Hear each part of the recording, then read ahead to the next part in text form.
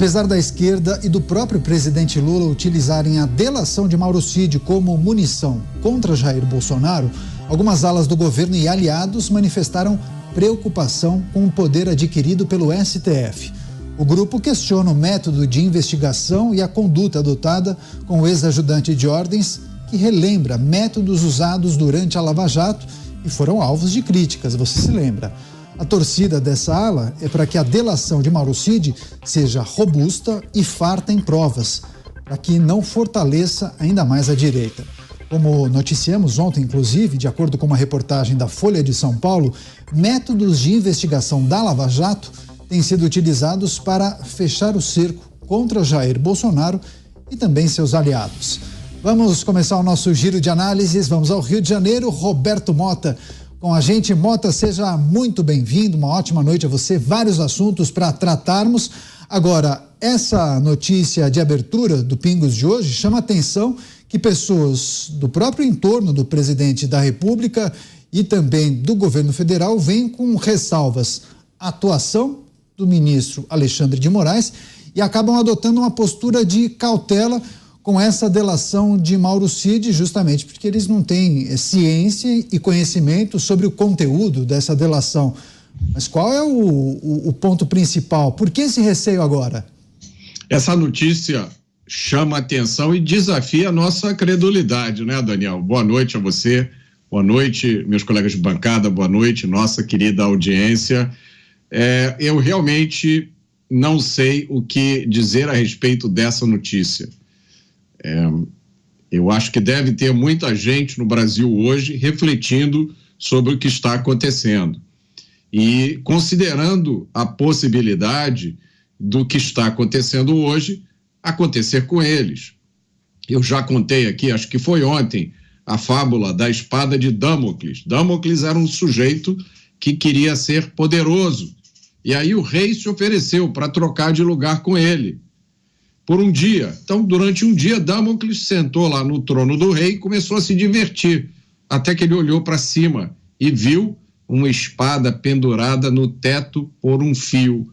A qualquer momento, a espada podia cair e cortar a cabeça dele. Essa é uma fábula sobre a precariedade do poder. O vento que sopra hoje de lá, amanhã pode soprar daqui. Eu já falei aqui também, acho que também ontem, sobre a história do ex-diretor do FBI, a agência, o equivalente à Polícia Federal dos Estados Unidos, era o J. Edgar Hoover.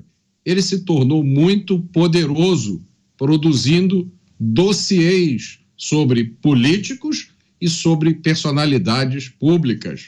O J. Edgar Hoover adorava aquelas tais fishing expeditions, as tais pescarias de prova. Presta atenção nisso, até num país com a tradição democrática dos Estados Unidos, a polícia já foi usada com finalidades políticas. Na minha opinião, o político que apoia isso, porque hoje os alvos são os adversários dele, deveria se lembrar da fábula da espada de Damocles. Tá certo, a gente continua o nosso giro de análises. Brasília chamando, José Maria Trindade com a gente. Zé, seja muito bem-vindo, ótima noite a você. Queria pedir sua análise sobre esse assunto e uma certa preocupação de pessoas do entorno do presidente da República, também setores e alas do governo. Seria, digamos, no mínimo curioso ver pessoas do governo agora enaltecendo e batendo palmas para uma delação fechada, sem evidências e provas robustas. Pode ser até um tiro no pé. É a chamada verdade inconveniente. E devo dizer que eu conversei sobre isso hoje e eu senti que nem todo mundo, mesmo na área do governo, né, entende que isso está certo e não está certo. A delação premiada não pode ser assim, né? Muito boa noite, Daniel. Boa noite, Mota. Boa noite, Beraldo. Boa noite, Dantas, aqui de Brasília. E uma boa noite especial a você, que você sempre está aqui no Pingos nos Is, o original é aqui. Olha, a delação premiada é uma boa lei, é recente ainda do governo Dilma, né? Tem que passar ainda por várias instâncias, mas ela não pode ser utilizada para tirar criminosos de cadeia e pronto, sem consequência. A ideia da delação é desmantelar organizações criminosas. Uma organização criminosa, ela é fechada. Ela só é descoberta e investigada se alguém da própria organização delatar. E para delatar, evidentemente, é preciso ter um prêmio.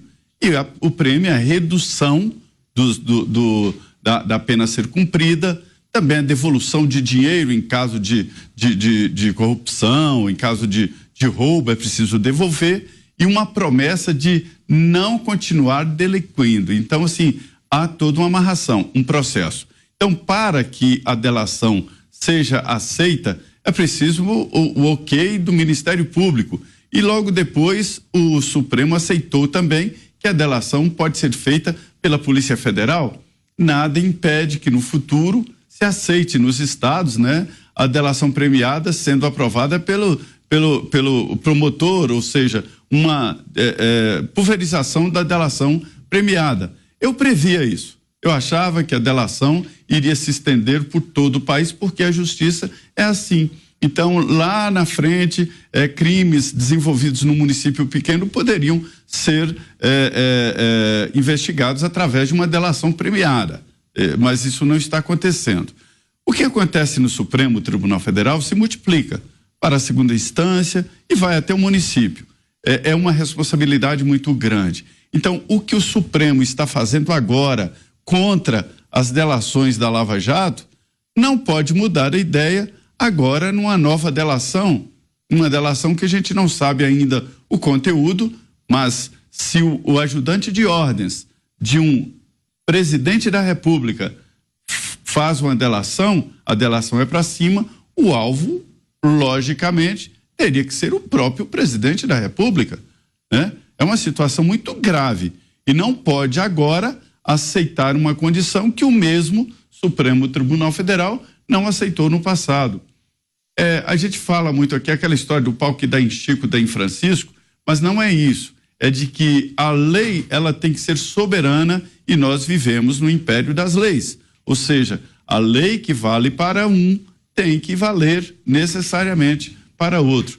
Quem comemora hoje pode chorar amanhã e já chorou ontem e não está entendendo o que está acontecendo. Eu vejo muito isso claro, viu, Daniel? Principalmente no Congresso Nacional, quando alguém diz para mim que, olha, isso é um tempo e depois volta ao normal. Não volta. Exatamente. Será que volta? A gente continua em Brasília, Cláudio Dantas com a gente, Dantas de volta, né? Dantas ontem participou do Direto ao Ponto. Dantas, seja muito bem-vindo. Inclusive, nos encontramos aqui nos corredores da Jovem Pan News em São Paulo.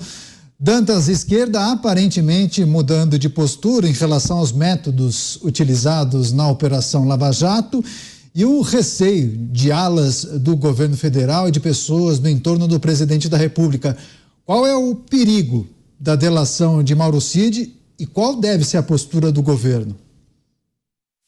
Bom, Daniel, prazer te encontrar pessoalmente, assim como toda a nossa equipe aí em São Paulo. Muito boa noite a você, boa noite Zé Maria, boa noite Mota, Beraldo e a nossa audiência. Eu não concordo muito com essa visão de que a esquerda está agora com medo aí da aplicação desses métodos da Lava Jato ou que está criticando algo nessa linha. Primeiro que a esquerda não é monolítica, né? Nós podemos ter uma ala ou outra com algum pudor. Pudor por quê? Porque diante do arbítrio, do abuso, onde estão os garantistas, né?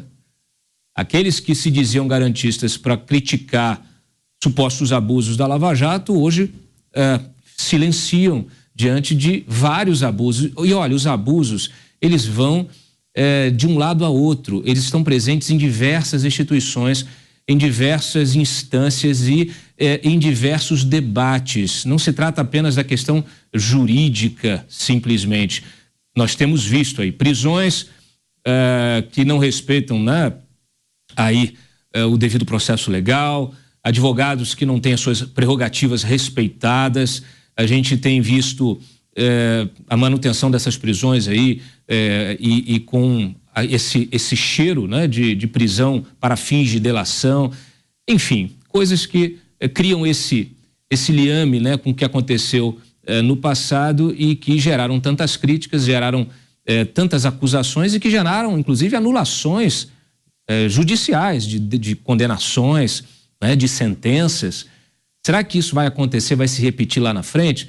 Mas não é só isso que está acontecendo. Na verdade, o que está acontecendo... Aliás, o discurso em si ele é bastante hipócrita.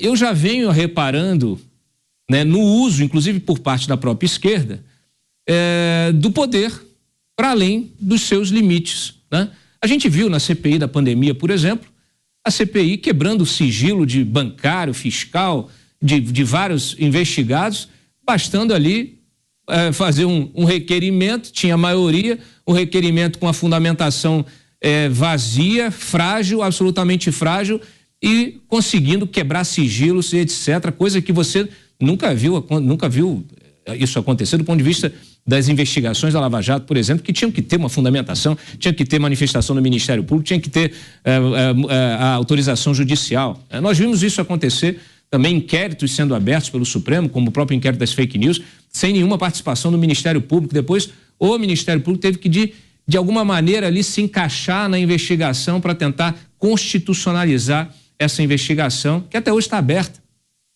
Não tem absurdo maior do que esse inquérito, que não tem prazo para terminar, nunca termina, nunca acaba. Mas eu não paro por aqui. A gente vê diversas iniciativas que elas beiram o arbítrio também. Essa Procuradoria de Defesa da Democracia lá da AGU, ela me lembra, sabe o quê? A Divisão de Segurança da Informação, que eram as DSIs criadas dentro dos ministérios na época da ditadura, do regime militar. As DSIs eram criadas justamente para fazer o quê? Para ficar fazendo monitoramento de servidores, de pessoas, perseguindo politicamente quem falasse, quem criticasse, quem saísse ali vamos dizer assim, lá, do trajeto onde se esperava que as pessoas estivessem, né? O comportamento. Quando você está numa ditadura é assim que acontece. Você não tem liberdade para nada, se você ameaça falar algo que incomode, você já é enquadrado. Então a gente vê isso acontecendo, as pessoas perderam um pouco o limite, perderam totalmente o limite. Por isso que eu digo todo dia, é preciso que as lideranças dessas instituições, aqueles que lideram as instituições, tenham muito equilíbrio, muita serenidade e que consigam estar à altura dessas instituições para que possam conduzi-las para o melhor caminho. Senão a gente tem confusão institucional, a gente tem fragilização do processo democrático e o colapso da própria República.